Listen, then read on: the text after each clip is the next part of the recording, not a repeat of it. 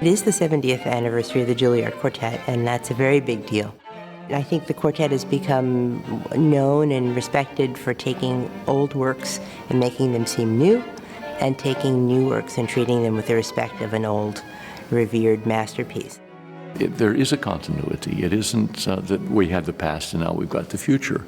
It is this continual thing that we do. A marker of an anniversary as significant and as long as the 70th anniversary tends to be an opportunity to put together a retrospective. In this case, this anniversary offers the opportunity to look ahead as well and to imagine. This is a very special year for us.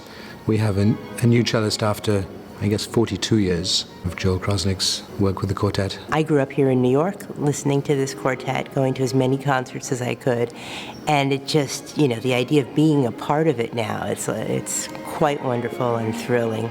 I still have to pinch myself sometimes as this happened. Astrid has enveloped herself in the quartet so quickly that I don't think it's really part of our thinking. It's just the four of us. We're playing Opus 95 Beethoven, the Opus 59 number 1 Beethoven, and the Opus 130 Beethoven with the original ending, which was the Grosse Fuge. We're also playing the first Bartók Quartet, a Haydn Quartet, the Mendelssohn Opus 13. So that's extremely exciting just to be able to play that repertoire. But of course it's particularly special because we have this new piece by Mario Davidovsky, who's a legend in his own time. I mean, he's really one of the most revered and sought after composers of his generation.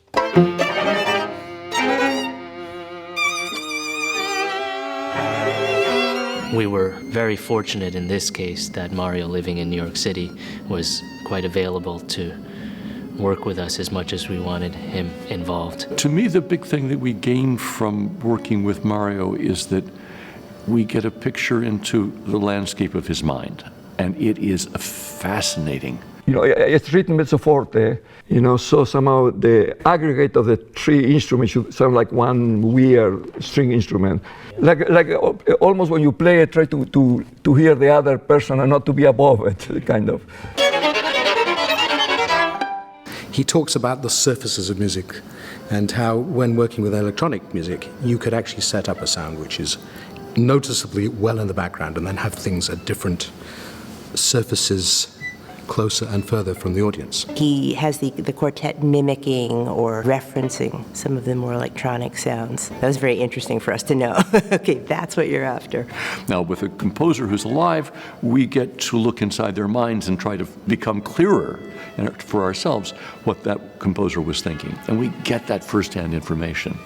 But with a composer like Beethoven, we're doing the same thing. And I think that helps to understand the importance of integrating the past and the future, that it's not two different things. It really is kind of one process that we go through.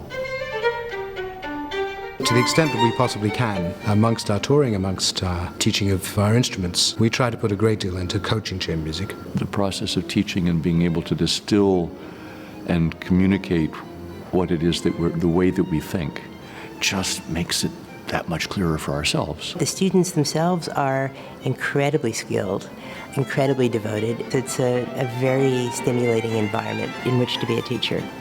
In a way that I hadn't quite realized before I joined the quartet.